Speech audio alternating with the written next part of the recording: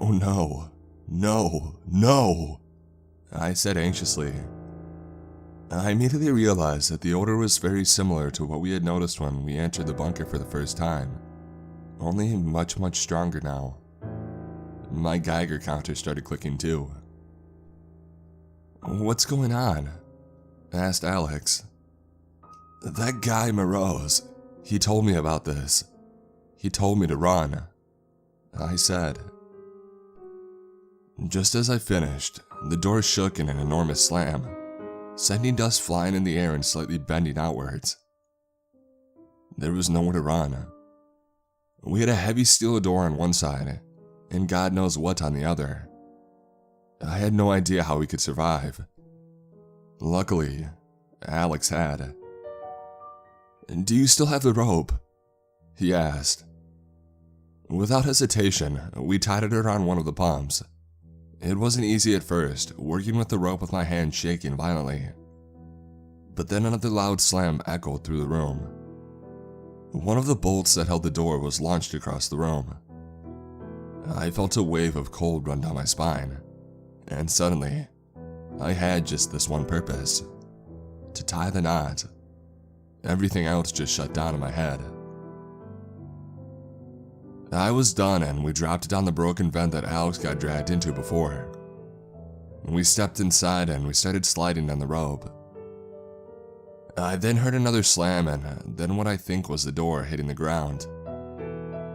It was through. I slid faster, but the rope was starting to burn my hand. I lost the grip and I fell down a few meters, landing on top of another vent. It broke and I fell through inside another corridor. Alex then landed on top of me. It took us a few moments to get back on our feet. I looked around and I saw an orange door titled Decontamination. We were on level 3 now. There was no handle, only a button on the wall next to it. I pressed it and the door opened after a few seconds. We entered a small room with a control panel. Using it, I closed the door behind us. Several jets then blasted us with air. A green light popped up every now and then. Another door in front of us opened, inviting us deeper into the facility. I noticed that the control panel was stained with a smudge of fresh blood. Was Morose still alive, and had he went through here? We couldn't go back. Our only option was to see how deep the rabbit hole goes. It was supposed to be a clean room, but the place was wrecked even more than the upper levels. After some walking and searching, we found a room that looked like a makeshift infirmary. A few dozens of beds separated with plastic curtains, and some medical equipment. Some beds still had clipboards with patient information attached. Patient 2. Quarantine. Survey Team C. Patient in coma. Observation only. Do not interfere. Deceased. 728. Unknown. Patient 6. Quarantine. Survey Team C. Patient in coma. Observation only. Do not interfere. Deceased. 752. Unknown. Patient 19. Quarantine. On-site operative assistant. First contact with Survey Team C. Massive blunt force trauma. Chest. Suspected internal damage. Cranial concussion. Suspected damage to cervical spine. Dislocated left shoulder. Fractured left humerus. Multiple lacerations on the chest. Deceased. 404. Internal hemorrhage. Patient 7. Quarantine. Survey Team C. Patient is psychotic and unresponsive. Mild to moderate frostbite. Observation only. Do not interfere. Termination order. Signed, A. Morose. There were some body bags on the other side of the room, empty. We searched the area and eventually ended up in the lower levels of the facility. There was this rotten smell all around. We entered a room and well, there is this substance everywhere. On the walls, floor, ceiling, everywhere. It was like flesh with tendrils or veins running across it, like from the Dead Space game. And then we found bodies attached to it. Dozens, shriveled up like dead insects in a spiderweb. "I think we should go back," Alex said anxiously. We turned around and went back, but then I heard some debris shift in the distance in the corridor that we had came from. Soon enough, one of these things crawled into the light emitted by my flashlight. It stood there for a while, staring at us with its blank eyes. And then it leaped forward. And then it fell to the ground dead. An empty shotgun shell did too soon after. I heard more of them making their way towards us in the distance, so we ran deeper into the facility. I shot a few more on the way, but then I ran out of ammo. We eventually found a long, dark tunnel flooded with water. The things were almost on us. I could see them crawl along the walls behind us. We entered the tunnel. The water slowed us down considerably, and I awaited the worst. But then I noticed that we weren't being followed. They wouldn't go inside of the tunnel.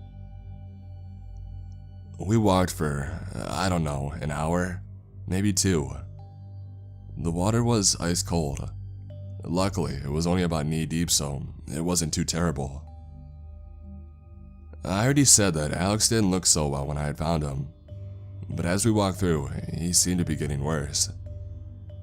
He complained that his head hurt and that he felt dizzy. His skin got pale and he looked very weak. After some time, I had to support him, and later, he completely collapsed and fell unconscious. We couldn't go back, so my only option was to find a way to drag him through the water. It went like this for some time, but then I heard something far away in the direction that we came from. A splash. I turned and I shined my light into the black tunnel. Nothing.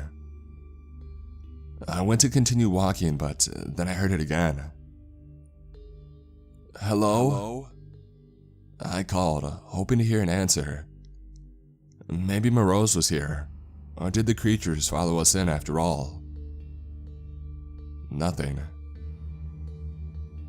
I quickened my pace, but it wasn't easy dragging another person and moving through knee-deep water. The sounds continued. They weren't getting closer or farther, they were just there. And then I reached the end. The tunnel was closed off with another massive steel door, and there was no visible way to open it. It was a dead end. I stopped moving and I listened. Those sounds, it wasn't just a splash. It was more like as if someone or something was wading through the water. I panicked and I started banging on the door, calling for help. I had nowhere to go. The sounds were now getting closer. I saw waves in the water. It was now very close. I slowly turned again and I looked into the tunnel. I saw nothing and I heard nothing. Just silence and darkness. And then the familiar scent hit my nose. Ozone. And then I heard metal shift behind me and the door opened. "Dimitri!" A familiar voice called. "Morose." "What? Who is... No, you brought it here." He pulled me and Alex through the door and then shut it again as fast as he could. "That's your friend? How? What happened to him?" He asked as he looked at the still unconscious Alex. "I don't know. Are you okay?" I asked back. He had a large gash across his face and his right eye. "Well, no, thanks to you," he responded. He noticed the makeshift bandage on Alex's arm and he unwrapped it. What he had on his arm wasn't just a regular wound. It was a bite mark. That, Moreau said and pointed at it. Stand back. He stood up and he drew on his pistol. No, wait! At least tell me what's going on. He's going to be dead in a few minutes. This will make it easier. What? Please! Is there really nothing else that we can do? I pleaded. He looked at me, looked at Alex, and then stood there, thinking for a moment. I was immediately relieved when he holstered his gun again. Okay, this might help him, he said, and he dug up a case with a syringe from his backpack. It looked used recently, and it was only about half full with a clear liquid. He injected Alex with the rest of it. It won't matter anyway, he said. What do you mean? Follow me. Take him too if you want. I'm not carrying him. I guess you probably already figured out that this all had something to do with the disaster 30 years ago, he explained as we moved through the facility. The first machine we used for the teleportation experiment, it wasn't powerful or reliable enough. We figured out that this whole thing wasn't as simple as it seemed. We weren't just teleporting one thing to a different place. We were transferring them between multiple parallel realities. But it was limited. We could only exchange two objects with equal mass between two identical places in two different realities. So, they built a new machine here, and they used a nuclear reactor to power it, hoping that we could possibly move anything to any place between two given realities. We started exploring whole new universes, saw worlds where the Germans won World War II, worlds where we all destroyed each other, even worlds where life never evolved on Earth. But then somebody had this idea. If there are these parallel universes, what is between them? And there is only one way to find out. And that's when it all went wrong. As I said, we should have been happy with what we had. But we always want more, right? We tried to access this conduit reality, as we called it. But when they activated the machine, it stayed open. Something happened and a portal was created, independent from our machine. It was sustaining itself. So, we sent a survey team in there. They came back after a few minutes, reporting all sorts of strange things, about how a strange feeling filled that place, how space and time themselves felt odd, and even how some of them claimed to have seen themselves at different places at once. They wouldn't go back, even if threatened with all sorts of penalties. We sent a second survey team later. This one didn't come back at all, so we sent a third team to find them. They came back, but something wasn't right with them when they returned. Their minds were like erased. I pictured the blank stares of the creatures we fought on the way. Shortly after they returned, a massive burst of energy flowed out from the portal straight up, right into the reactor. But that wasn't all. And you know all of this because you took a sick day, right? I asked. I was at a different place in the facility when it happened.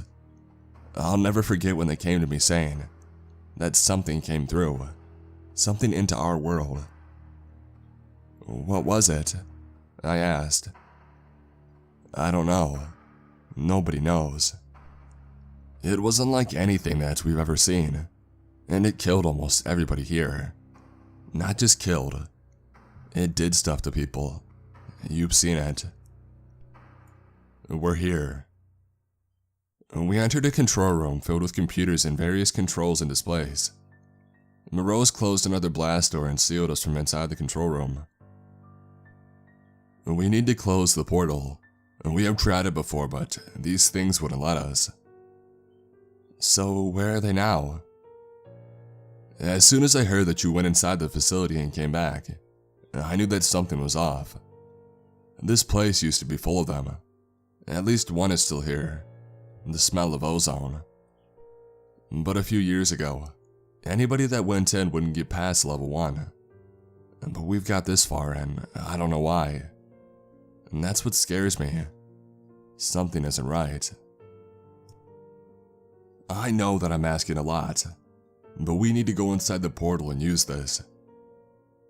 He emptied his backpack and took out a crude-looking contraption with all sorts of wires, coils, and other bits hanging from it. We need to place one end in the other reality, and then return with the second end into ours. If it works, it might cause the portal to collapse. And how do you know that the same thing that happened to the third team won't happen to us too? I asked. That's the thing. I don't. But I'll tell you this. You know how they built that concrete shield over the reactor. They weren't trying to seal the reactor. They were trying to seal this place, to prevent whatever came into our world from getting out. And a few years ago, the thing we feared most happened. The shield started cracking. They were trying to get out. And so they built a new containment building recently, as you know. But for how long will this go on? Sooner or later, something will fail and they will get out. This might be our only chance to end this for good. How the hell did I get into this? I thought. I was just a random guy at the wrong place in the wrong time. But Morose was talking to me as if the fate of the world depended on me. But maybe he was right. Whatever set of coincidences that brought us here, brought me here. Maybe me and Morose were the only people who could do what needed to be done. Alright, let's do it, I said. We put on a pair of what looked like modified spacesuits, left everything other than the device in the control room, and we entered the machine. We were in a dome-shaped chamber full with complicated machinery. In the center, there is a spear of white light. Above it, a black hollow shaft going straight up with cracks and debris around the opening. We tethered ourselves to a steel rail and Morose walked forward, into the spear and vanished. After some hesitation, I did the same.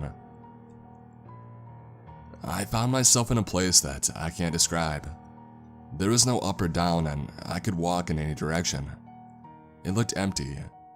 Yet I could still see countless infinity-large shapes with billions of tiny shiny dots on the surface. Here, a voice called. I looked for Morose, but I couldn't find him. Where are you? I called. Come, he said, and he grabbed me by the arm, seemingly out of nowhere. I noticed hundreds of thousands of white spears in the distance around us. Are those? Yes, portals from other parallel realities. Are we going to close them all? No, just ours. The others are not our problem. They will have to find their own way to handle it. We walked towards one distinct shape. As with everything here, I struggle to describe it. It was like a fractal, the same shape repeating over and over and over again. I think this is it, Morose said, and he started doing something with the device. It beeped several times and then started making a high-pitched hum. Oh no, this isn't good, he continued. What's going on? Listen, I need you to take the other end and return. Once you're back, pull this switch and keep this button pressed until it activates. I have to stay here. I picked up my end of the machine, and I watched as a wire started unreeling between the two. What about the key to the door out? I asked. There is no key. What? But you said that wasn't the plan. This was always the plan. I couldn't risk. He didn't finish. I saw something in the corner of my eye. Movement. Shit, don't look at it. Go, now run, Morose said, and I listened. I ran back. I followed the line back into our portal, with my eyes almost closed. I went through, placed the device on the ground, flipped the switch, and the device started producing a similar high-pitched noise. I pushed the button. For a second or two, nothing happened. And then suddenly the device, or the portal, let out an ear-piercing whine, and an intense flash and a wave of heat. And then it was gone. Severed wires and tether line laid there on the ground where the portal used to be. In the meantime, Alex woke up. He looked much better and I told him what happened while he was out. We didn't know what to do now. We thought about going back and trying to cut the chain to the door outside again. But after what happened last time, we doubted that it would work. We probably wouldn't get out of here alive at all. But then Alex had this idea. What if we can use the machine to teleport us out of here? It took us several hours to figure out how the controls worked. It was heavily damaged and the reactor was obviously out of the question, but the generators above supplied enough power for a simple translocation as they described it. All we needed to do was input a target vector. And then that familiar clicking and smell of ozone came. A powerful slam shook the whole room and left a large dent in the steel door that connected the control room with the rest of the facility. Shit, not again, I yelled. I think I got it. They have some vectors written down here. We just need to add some height and we'll be above ground, Alex explained. Make it fast, I said as the door shook again with another slam. He did something and the controls lit up with alarm sounding. We ran to the core chamber and closed it behind us, just as we heard the control room door give way. We stood in the center and we waited. Sparks and smoke filled the room as the machine did its thing. Please work. I heard another slam and the door to the chamber broke off the wall and fell to the ground. I looked over and then time froze. I didn't feel fear. I felt at peace. I felt as I was just a step away from understanding everything. I wanted to stay here forever. A flash suddenly blinded me and then I bumped my head into something. I opened my eyes and I breathed in fresh air. We were laying upside down in a crater-like hole in the ground in a forest. We were out. We found our car after a few minutes. We saw several military helicopters fly in the opposite direction as we drove home. Alex checked in a hospital with a made-up story of an animal attack. He was okay in the end, and we didn't talk about it again. It was over and I thought that our world was safe from whatever stayed at the other side of the portal. But when I finally returned home that day, I noticed that something wasn't right. The old cherry tree that we used to play at when we were kids, it wasn't there. There was an apple tree instead. We've managed to transport an apple today. However, I couldn't help but notice that the pattern of red and green skin on top was slightly different. We were transferring them between multiple parallel realities. Portals from other parallel realities. Are we going to close them all? No, just ours. The others are not our problem. They will have to find their own way to handle it. I think I'm not in the reality that I lived in before. I think that when we teleported out, we ended up in a different one. I can't stop thinking that the portal in this one might still be open. I think we aren't safe.